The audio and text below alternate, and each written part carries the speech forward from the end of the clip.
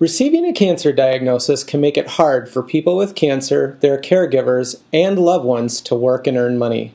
In this video, you will hear how others have felt during their cancer care journey. It will also give you helpful information about laws and benefits that can protect you and your caregiver's job and income during this time. I worked hard all my life for everything I had. And I didn't know what to expect. I was worried about my diagnosis, how I'm going to get through that, because I didn't have any income and I wouldn't be able to have any. I mean, I haven't worked since January of last year, something like that. And that's a long time ago. It can be mentally stressing too, worrying about, how I'm going to pay this bill, how I'm going to keep a roof over my head. I think in the moment when he was first diagnosed, this was a question that came to all of us. I think it was one of the first concerns, like, how are we going to be able to afford this? And I think that's, it's unfortunate that when you receive such news about someone that you love so much in terms of their health, one of the things that comes to mind is financial difficulties because it's very real. We were also very aware of the fact that my dad was going to have to take time off. Financial toxicity describes how costs of cancer care can cause financial concerns for patients. It is common during cancer care. It may cause people to skip tests and appointments, skip medicines, or split doses of medicine, or refuse recommended treatment. This can lower your chances of getting the best treatment results. Like, my husband is a pretty laid-back guy. He did get really stressed, of course, when I was going through cancer treatment, but he was sort of acted like, okay, we'll pay whatever it costs as long as you can get healthy and you can get better. He was doing the electrical work at a factory. Then when he arrived one day at that job site, he was told that they were shutting down the whole factory. So he lost the insurance. Definitely having that big hit on our income at the same time as all the bills for cancer. It was very intense because it's like we had less money to work with at the same time that we had more bills than ever before.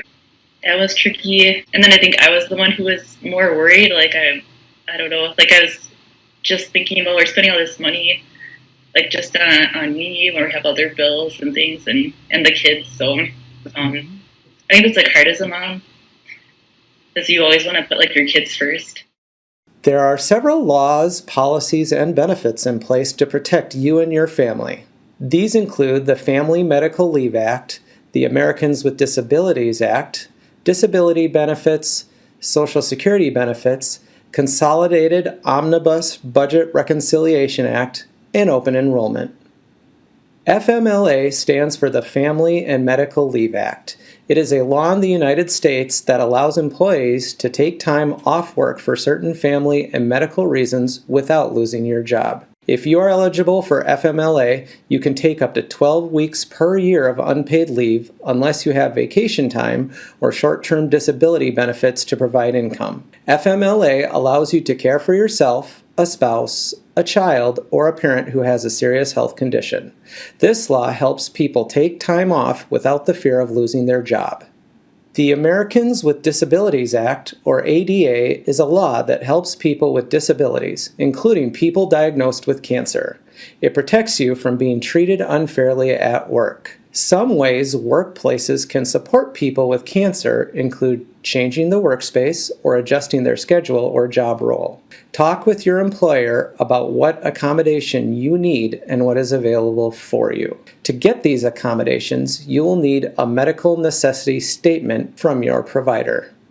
Disability income is a benefit your employer may offer, which can include short-term disability or long-term disability. You might also have chosen to get a cancer insurance policy through your employer or one you bought yourself. These policies can give you a lump sum or regular payments, also called a stipend, to help cover the costs of cancer care. There are also programs through the federal, state, and county government that might help if you qualify. Two federal government programs are the Social Security Disability Income, or SSDI, and Supplemental Security Income, or SSI. Each program has specific rules about who can qualify. Be sure to connect with your Mayo Clinic care team to see if these programs are right for you.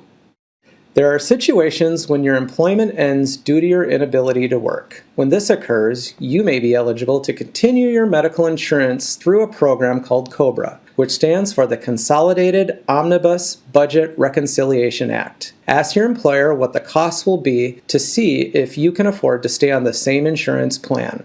COBRA typically ends after 18 months unless you qualify for an extension.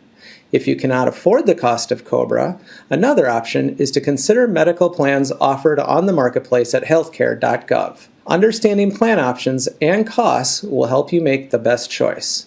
Be sure to discuss any insurance changes with your care team as soon as possible so we can provide information that best meets your needs. Open enrollment is a time when you choose your health insurance for the year. During open enrollment, you can decide to keep your current plan or make a change. Before making any changes, talk to your care team to make sure the new plan won't affect your cancer care. Changing plans could disrupt the treatment you need. These laws and benefits are only a few of the ways you can protect yourself and your caregiver's job and income while receiving cancer care. Your Mayo Clinic care team is ready to listen, answer your questions, and provide support and resources during your treatment. Beyond Your Care Team, the Cancer Education blog on Mayo Clinic Connect is an online resource providing free education and support to cancer patients and their loved ones at all Mayo Clinic sites. It is also an online community connecting you with people facing similar health challenges. Knowing where to get help can be challenging, but your Mayo Clinic care team is here to guide you. Reach out early if you have concerns about the potential loss of income, if there might be changes in your insurance, or other concerns related to financial toxicity.